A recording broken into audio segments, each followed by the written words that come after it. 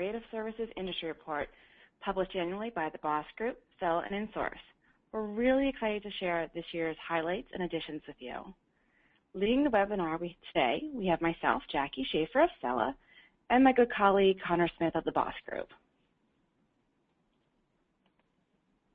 Across the next 30 minutes or so, we'd like to take you through an overview of the survey, what we've added new this year, some of the data points that resonated with us, and additional resources to support you and your team.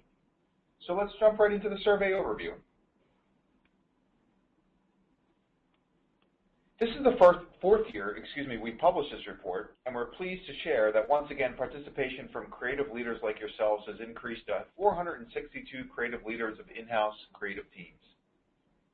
This report features the largest sample size of creative teams of any report available into our industry. Of our three organizations, the BOSS Group, Cella, and InSource are narrowly focused on serving the needs of in-house creative teams. Therefore, step one in our survey is to ensure that respondents indicate they are from the in-house community. Step two is to ensure the respondent is of level of leadership level. This can be difficult as titles and responsibilities vary greatly by organization, but we believe the most qualified information comes from those with an in-depth insight into the budget, staffing, technology, and plans of the group.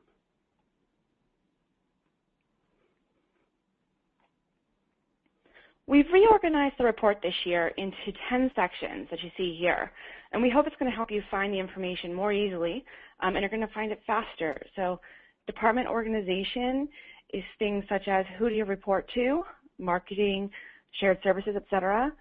Funding is things like chargeback, but this year we also get into things like your training budget. Department resourcing, how many people do you have, what types of staff members are they, service offerings, partnerships, looking at agencies, looking at production groups, etc. Your global operations, a brand new section this year, processes, technology, values and challenges of the in-house team, and a section we're really excited to share with you this year is the creative leader job market. Once again, we're really pleased to include articles written by active in-house leaders. We've got 6 articles this year, which we've categorized and called Perspectives from the Field. You'll find them easily as they're called out in the table of contents, but for those of us creatives, the easiest way to find them is to look for the full bleed blue pages. So we were fortunate enough this year to include articles from Tracy Pearson and Paul Knockin at Chevron. They wrote about how they choose whether to start a service or discontinue an existing service. Carol Carter of BlackRock wrote about the challenge of merging 3 teams, each separated by different multiple time zones, into one global team. Tony Fernandez Jr. of Marriott Vacations Worldwide, he wrote about the point when automation can become harmful instead of helpful. And Annika Vaughn of the International Monetary Fund, also known as the IMF, wrote about the hard work and time it takes to implement a project management system, especially when it's one that allows for a lot of customization. And in his article, Andy Epstein, who is a studio manager of the BOSS Group's team at Merck, he responded to industry news articles that have been published in the past year that have either questioned the in-house team's capabilities or spoke about the rise of in-house teams' popularity. And lastly, Bob Cavano of A&E Networks has written an article that may resonate with many creative leaders, how finding a new job is challenging and sometimes requires an unconventional approach.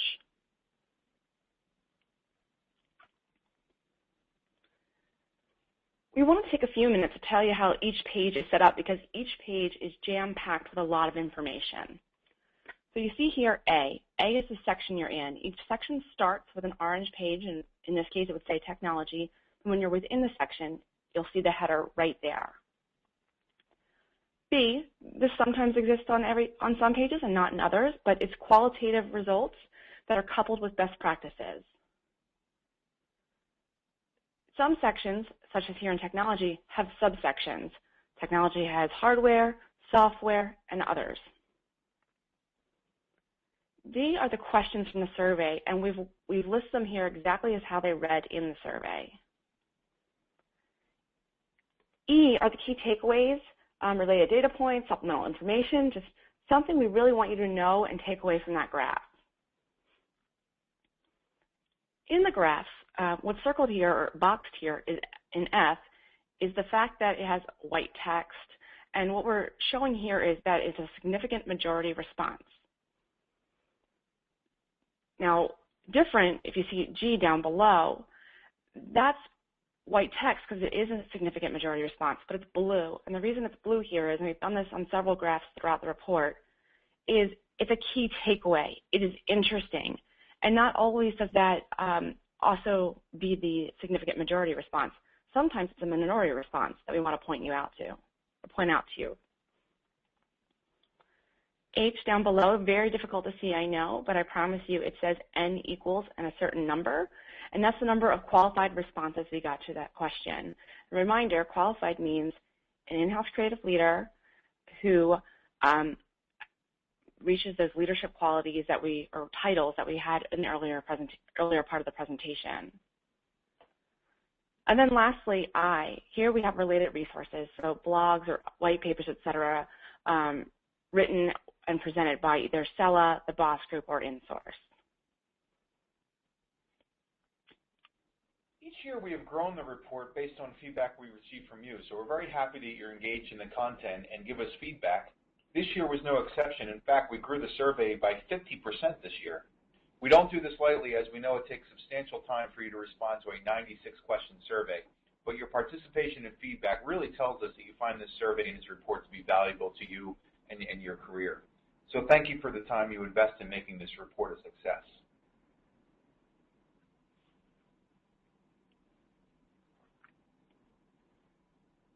As we mentioned, we are pleased to share that participation has increased by almost 300% since our inaugural report. More than 30 industries are represented in this report, and more than 50% of the Fortune 100 is represented in the results. So just an incredible sample size. So let's get into the good stuff. We told you we increased the number of questions by 50%. Let's take a look at what's new this year. As you can see, we've jumped onto the data visualization trend and are really pleased to include a 2-page infographics with highlights of the report. In follow-up to this webinar, you'll receive a PDF of the report as well as a 11 by 17 standalone version of the infographics. And if you don't, if you're not able to do that, you can always go to creativeindustryreport.com and download the webinar yourself. In Cella's consulting engagements, we're regularly learning of what we consider to be unhealthy direct report ratios. So we asked 2 separate questions to research into direct report ratios. The first, how many direct reports does the senior-most creative leader have? So the top person in your creative organization. The majority response came in at 6 or more. And I think it's fair, and we probably all agree, to say that having 6 direct reports or more, oh goodness, more would be even harder, is really difficult, especially when you're charged with leading the department, setting out a vision, working on strategy. That's just a lot to handle. The good news is 69% of creative leaders have 5 or less, which is much more manageable when you're in that senior-most position. So hopefully this gives those of you who have 6 or more direct reports a little bit of ammunition to help change that situation. In follow-up, we also asked, on average, how many direct reports do the first or frontline managers have, so those more junior people on the team? Thankfully, we do see that junior managers often have less direct reports. There still are some in that 6 or more, but really the majority, 52%, have 3 or less direct reports, which could mean they're actually under-leveraged as managers. Typically, between 4 to 6 is pretty much a sweet spot for frontline managers. Through the roundtables that the Boss Group and Cella holds, as well as events held by InSource, our leaders have been hearing a really consistent story that creative leaders and their teams don't have enough time to take advantage of training. We've also been hearing very disparate stories about funds for training, which led us to a few new survey questions. The first of which is, does your team even have an established training budget each year? 2/3 of teams either have explicit dollars or usually have training requests approved, which that's really good news. Though the fact that we're in this constantly evolving industry, I wish that number was higher. 67% is not really high enough to keep up with the pace of evolution. We also asked, for those of you who have training budgets, tell us about what that training budget is per person. And it's really across the board. You can see there's no clear story here, and the majority of response is one that is actually a little bit unfortunate and sad. But what we did learn from this is you start segmenting the data by team size. Teams with between 10 and 30 team members, which we qualify these as mid-sized teams, they have the highest per team member budgets of any of the team size segments we look at. The largest teams have the smallest per team member budget. One area that I was very excited to see the responses and add to this year's report is a view on talent availability. We wanted to get your perspective on the availability of talent in the marketplace, and can you get the talent that you need to execute on your creative projects in a timely manner. This report identifies interactive and mobile designers as the hardest to find, followed by copywriters and traffic coordinators as the most difficult. This is something we're certainly seeing in the field at the Boss Group as well. However, I think we'd all agree that finding top-notch talent in any category can be challenging at times. We've historically asked about the services you provide, but in order to go deeper on this, we broke the question into two parts. Your traditional services, meaning those associated most often with print work and digital services. In the traditional services category, we've added a few new choices this year, which demonstrates how prevalent some of the services are. And whether we like it or not, I know you know which one I might be talking about here. PowerPoint is done by 72% of creative teams. Infographics is a new service called out this year with 76% of teams and creative teams creating them. And the third one I want to call out is marketing and communication strategy. Almost 2/3 of teams are providing this service, and that's really impressive, as getting a seat at the table is critical to becoming a coveted strategic partner, and I know we all aspire to be that. In the digital category, the first thing that stands out as the most prevalent response is web design at 70%. To us, this supports what we regularly hear about the ongoing struggle of separating creative teams based on output and not recognizing the value of the upfront input these groups have in common, not to mention the synergies possible if the teams work together. We also asked where you felt your team would be providing increased services in the coming year or years. Not surprisingly, interactive design, mobile design, and video production were the top responses. And certainly if you were to ask me blindly before I saw the results, I would have guessed that number one would have been video, as there's certainly a lot of action in the space right now as it relates to video and video production. For the first time, we polled you on your team's scope of work. It is really great news to see that 95% of teams list their industry's primary scope of work as Tier 1 or Tier 2 work, meaning the majority of the work the teams are producing are not template production style work. Rather, your teams are focused on original creative or executing creative concepts across new deliverables. In addition, the majority of creative teams are producing the majority of their work for an external audience, with only 16% focused on mostly internal communications.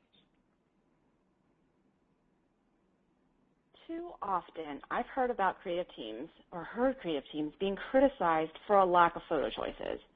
But really, when you dig to the bottom of that critique, you learn that they have a limited budget for stock photography. Custom photography isn't happening. They just don't have a lot of resources, so they end up with photography that we've seen in a few other places. And even at Fortune 500s, I've heard this.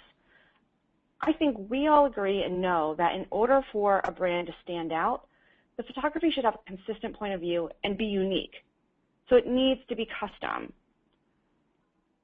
So to help groups in the position I described, we polled how often companies were commissioning custom photography, and we learned that 2/3 of creative teams are doing it at least annually. Another pain point for creative teams is prioritization. All of our clients want everything yesterday, or possibly 3 days ago. And unfortunately, sometimes we're left trying to figure out what's the most important to do, and that's not necessarily our position to make that call. Therefore, it's not surprising that deadlines were listed as the most important driver of prioritization. Another pain point for creative teams are those quick-term projects. Projects that need to be in and out in less than 24 hours, sometimes need to be out in less than 4 hours. So you can see something I'm really excited about is 52% of teams actually have a process in place to address quick turns. And an even better 10% has a dedicated team to address quick-term projects. That's a fantastic place to be and a really great place as far as the maturity scale of in-house creative teams.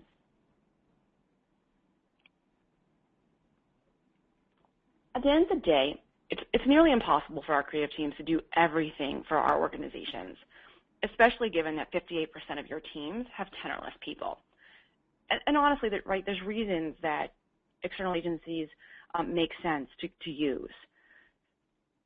What I'd like to hear, though, is that 75% of in-house creative teams are partnering with external agencies. You're part of the process. I don't know exactly what part of the process based on this survey, but you're not being completely missed. You have an opportunity to give input. The next one here is around, does your group partner with offshore or off-site creative and production service providers? And approximately 1/3 of creative teams are doing this. If you can get to the position where you have a trusted production team to send your overflow work to, or potentially specific types of your work, and you're able to focus your team on higher value or more creative work, this is, again, another place in the maturity scale that helps your team evolve. The prevalence of multi-location and global scale teams has been a hot topic. Discussion forums, our consulting engagements here at Cella, we're hearing it a lot. I even heard one client say to us, why haven't people cracked this nut yet? And I've got a lot of opinions on that, but that's not what the survey here is about. What's really difficult for in-house leaders is managing more than one location. So we want to see, how common is it? You can see that 70% of creative leaders are managing one single location. So they're fairly lucky as far as having to deal with multiple time zones, several different countries, et cetera. It becomes more and more difficult the more locations you have. Approximately, or exactly 30% of creative teams have multiple locations, but only 9% have locations both domestically and internationally. What is interesting, and makes a lot of sense, but 64% of those groups with international teams, they're doing it to be able to support their local business partners. Less popular responses, but equally important to a lot of organizations, is taking advantage of the low-cost labor markets outside of the domestic location of the company, and also providing more hours to provide kind of the follow-the-sun approach, where your team doesn't have to kill themselves to be able to provide 20 hours of coverage. It's just your team is across multiple locations allowing that. This is that new section I said that we're really proud to present. Our organizations have the pleasure of being able to partner with creative leaders across the country. We've got a really good pulse on who's looking for a new role and the challenges that these leaders are having as they look for a new role. We all know the field we work in is relatively small, and the number of very senior roles is somewhat limited, especially if you're in a position where you don't want to move. You want to stay within 45 minutes of your home or somewhat. So we want to take a look at not just the people who've been talking to us about, hey, I'm looking for something new, I'm in the market, but really, what does the greater community look like as far as their job satisfaction? I think it's not so great news, because here just 16% are extremely satisfied. I mean, 50% more are mostly satisfied, and that's a good thing. But that still leaves us with 1/3 of leaders who would definitely take the call of a recruiter should the phone ring. And you might argue that that other 50% would also take the phone call of a recruiter. So with more than 20% of creative leaders looking for a new job, either actively or passively, we ask those folks, how confident are you in the availability of opportunities for your role? And a large some are not. More than half expressed they weren't confident. That's a really tough reality that a lot of us are facing right now. If you go deeper into this data in the report, we asked folks, what do you think your next job could be in? And only 70% felt that their next career move could be within another in-house agency. Many are considering external agencies, other areas in marketing communication, and even self-employment. So we have heard time and time again through this survey that career pathing for yourselves and for your teams is a real pain point, and this data further illustrates that point. If we went through all the new 34 questions in this webinar, you'd be here for 3 hours. So instead, we picked the highlights, but we'd like to tell you what else is new. We surveyed on hardware types. Is your team using PCs? Are they using Macs? What dictates what they use? How often are you upgrading the hardware and software? Who supports your IT? Do you have a dedicated Mac person? If you're on a Mac, does your IT department do it? Is it external? Dedicated account services team members. Do you have folks whose number one and only job is to be an account manager or a project manager, or are people wearing multiple hats? What type of advertising support is your team providing? National campaigns, regional, local, etc. And lastly, are you documenting your workflows? Lots of great stuff in the new report. So with all that great stuff, we'd like to take the opportunity to take you through some of the findings that stood out to us. First is team size, and here's one we're really excited about. The size of in-house teams is growing. We've heard through other industry resources that the number of teams is growing, but it's also great to hear teams are growing in size as well. Mid-sized teams and large teams, which include teams of 11 or more, now comprise 43% of in-house teams, and this is up from 31% in the previous year, so a rather significant increase. This commitment to growth demonstrates the value our organizations place on our team and our products. While this growth is occurring, it's not occurring via full-time team members. And when I say full-time, I'm talking about salaried employees of your organization, not people working 40 hours a week on another firm's payroll. This is not a surprise to us here at BLR, Cella, and the Boss Group, as we've heard throughout this economic recovery that companies are reluctant to add fixed costs to their P&L. By adding contingent labor, these costs are categorized as variable costs, which is currently deemed more attractive to boards and shareholders. Many creative teams are adding what we call permalancers. These are temps or freelancers that are on site 5 days a week, 52 weeks a year. This brings many of the same benefits as full-time employees, but it doesn't add that extra cost to the fixed cost lines, again, pleasing boards and shareholders. All right, hopefully I'm not overstating how excited I am and how excited I think you're going to be by this next data point. And for those of you who know me, I get dorked out over data, so excuse the excitement. But we're regularly asked, how many projects do teams my size do each year? And I hate and I love the question. I hate it because it's not apples to apples. Some groups of 10 people create 5,000 projects a year. Other groups of 10 people create 300. They each have different missions. The one group might be doing tons of one-pagers. The other one might be doing, 50 videos a year. So your products change so much. It's really hard just to blindly ask, how many products do you do a year? That being said, I love the question because there are some trends. I just don't want you guys to make any business decisions off this data. So with that caveat, I'll now show you the data. If you follow the blue bars, you'll see the trends. Small teams are most often producing 1,000 or less projects. Mid-sized teams are somewhere between 500 and 2,000 more than 50% of the time. Right on down, large teams, those with between 31 and 50, looks like 60% of them are doing between 2,000 and 4,000 projects. And then the mega teams, and there you see it's actually a little bit more dispersed across the chart here. The majority is more than 8,000, but there is no 50% kind of side-by-side in the responses, so a lot more variety in the mega teams. We always ask the question around funding models, and as the sample size has grown year over year, the response hasn't changed a lot. Approximately, just about 30% year over year tend to charge back at one level or another. The really interesting piece of the data is when you cut it by team size. And here's one cut. We look at mega-sized teams, so those of 50 or more. It's the inverse 30% are not a chargeback. 70% are charging back at some level. So many of you have heard me preach about this one before, and I've seen it in action. You know, creative teams have one perception of their clients' feedback, but then when you introduce some sort of performance survey, perception and reality don't always match. And that's okay, because the point of performance benchmarking and surveying your clients is to learn how you can improve and how you can evolve your team and your services to meet the business's needs. So I'm a little bit disheartened to see that 52% of you never survey your clients. It is such an easy thing to do and can make a world of difference to your team's future.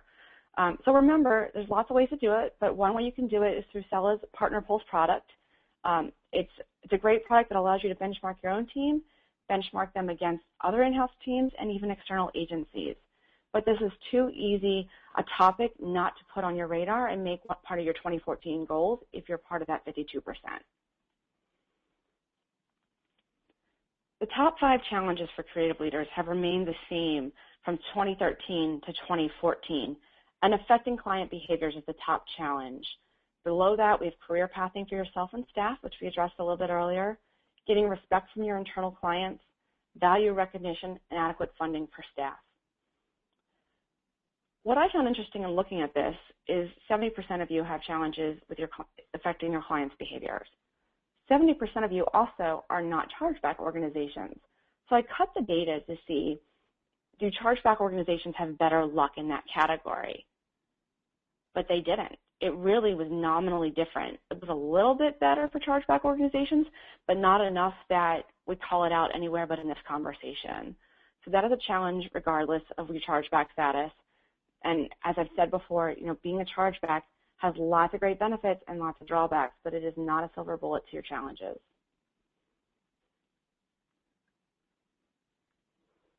With that, we want to share some resources available outside of the report with you.